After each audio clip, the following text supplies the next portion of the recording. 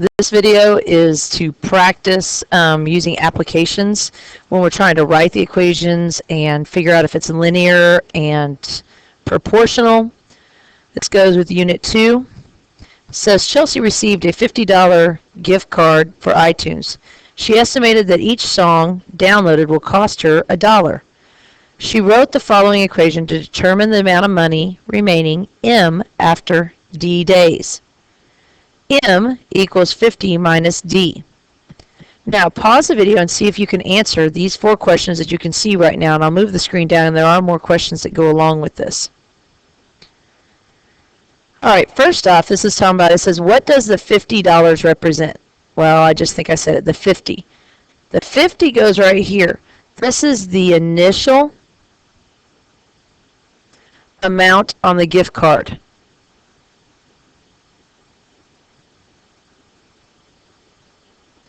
It's also what we call the coefficient, or I'm sorry, not the coefficient, what am I saying? The constant. It's the beginning amount. The rate of change. Well, rate of change is the same as coefficient. These two things mean the same thing, or represent the same number is what I should say. First off, and the other thing it represents is delta y over delta x. Those 3 things mean the same. Well, the coefficient right in here, it's got to be whatever's in front of this d. See, because I can rewrite this as m equals 50 minus 1d. The 1 is that $1. The rate of change is 1. And what does it represent? Well, I guess I shouldn't write $1. I'll write 1. And what does it represent? It is the cost per song for each song. Okay, the next question said, in what quadrant do the reasonable values for the situation fall? Remember, our quadrants are labeled 1, 2, 3, and 4. Okay, so out of these quadrants right here, which one would fit into the numbers we could have? Well, first off, in this quadrant, I have negatives and positives. Can't be that. I can't have any negative numbers when we're talking about money and days. This one is negative and negative. Same thing. I can't have that. We can't have negative money. Right here, this is positive and negative. Same idea. So the only quadrant that's left is quadrant 1 because they are positive numbers.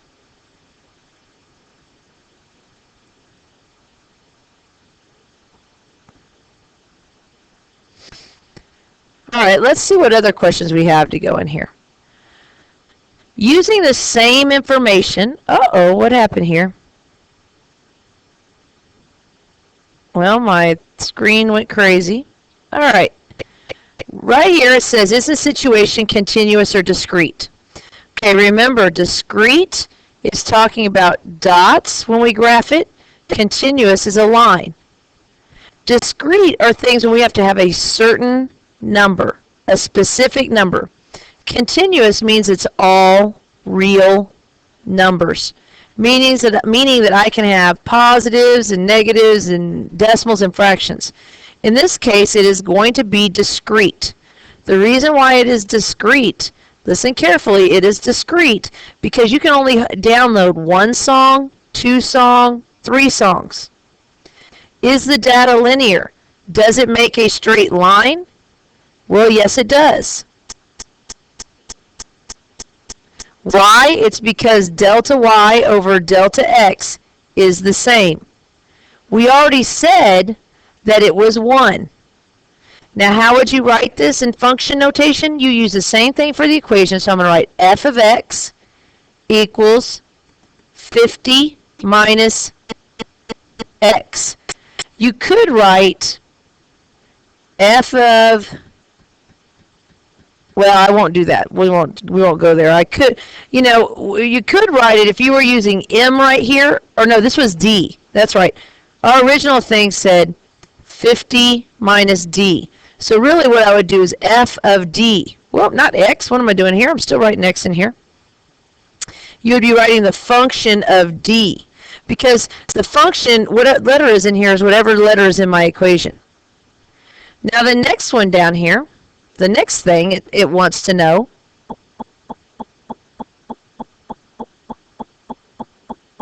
well, let's see here if my screen is done freaking out on me. I guess not. Let's see if I go back for a second. There we go. I guess I just made an extra page here. All right, look down at this bottom one right here. Remember, we just said that I have f of x equals 50 minus x. Okay, so now let's look and see if you can answer these. And if you haven't done them already, pause the video and then come back and see how you do. This says the relationship between the amount of money remaining and the number of downloads is positive or negative. Well, what it's saying is if you graph it, if you can, you can put it in your calculator and see what's happening, if it's going up or going down. I know, see now here, this is going to be my number of songs. And right here, this is going to be the amount of money. Well, for 0 songs, I have $50 way up there. And for every song, I go down. Well, you go down until you run out of money. That is a negative relationship. My line is going to be negative. It says, what is the most appropriate domain for the situation? Okay, people really struggled with this on the first test. The domain is the x. X is the number of songs. Okay? Well, first off, it's not all real numbers because I can't have half or 0.111 of a song. This is saying the same thing. Now, my domain, this has 50, 40, and it just goes to 5. Well, I can get more than 5. My answer right here would be this, except I would kind of argue that this should be all the way to 50. So the number of songs I could download is 50. So I would even say to 50 on this one. Right here it says circle the most appropriate range. Okay, range is your y for the function. Okay, when you're talking about this, you're talking about the end result right here. Now, actually, I'm sitting here looking at this, and when you're talking about function, you're going to talk about all real numbers. Because the situation is talking about just this word problem.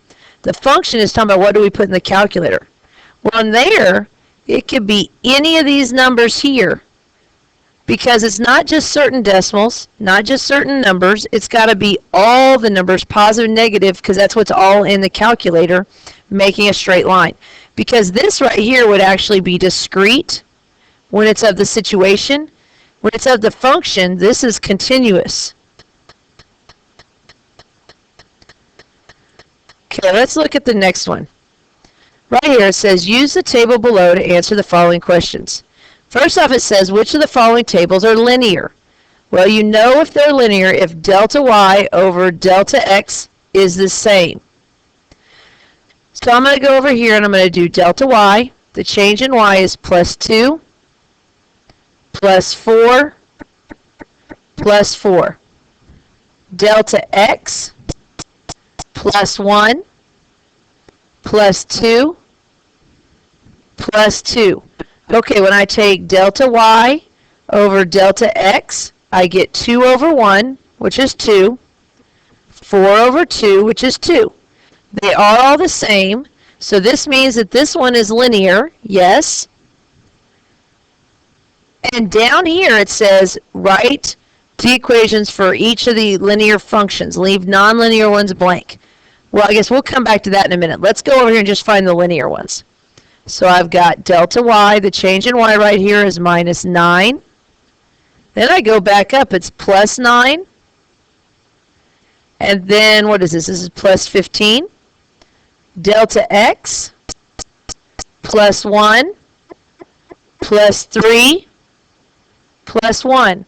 I have delta y over delta x, negative 9 over 1, negative 9. 9 over 3 is 3. These are not the same. This is not linear. No, no, no. So right now, let me see here. I'm going to try it. This one is linear so far. This one is not. So let's go to the next one here. I'm going to find delta y, the change in y, plus 2. Oh, is that a 5? Yeah, that's plus 3. And then I have plus 4. Delta x, I have plus 1, plus 1, plus 1. Well, let's see. Delta y over delta x. 2 over 1 is 2. 3 over 1 is 3. I don't need to go any farther because see how these are not the same? This is not linear. Neither one of these are. So now let's go over here to the one on the right. Delta y, the change in y is plus 1, plus 1, plus 2. Delta x, plus 4, plus 2, plus 4. Oh, I messed up right here. This should be plus 2. There we go. Now, delta y over delta x, 2 over 4 reduces to 1/2, and then you get 1 over 2. So these are the same. So that means that D is linear. So now when I go right here, this is linear. So now what's the equation of the two that are linear? And it said if it's not, then not to write anything. So B and C, they're nonlinear, so I'm going to leave them alone. So right here for the equations, maybe I'll move down just a tad here. The first one, I'm going to draw a table. I don't have to use all the points. I'm going to use 2, 1, and I'll start there. I could use any of them if I wanted to. First off, right here, my coefficient is 2. So I take 2 times 2, which is 4. What do you need to do to 4 to get to 1? Minus 3. Well, I think the equation is y equals 2x minus 3. Remember, if you go in your calculator, press y equals, and put in there 2x minus 3, and press second graph. Look in your table and make sure that you have the x and y numbers that are up here in your table. Okay, so for the next one, let's find the equation for the next one. Let's see, I'm going to use 2 and 1 again there, but this time my slope is 1/2. So I'm going to put 1/2 in here. So I take 1/2 times 2. When you multiply these two together, you get 1. I don't need to add or subtract anything, so I get y equals 1/2 x. Now the next question said which of these tables are proportional. Remember, proportional, OO, means that it goes through the origin, and the coordinates for the origin are 0, 0. D is proportional. Why? Because it goes through the origin.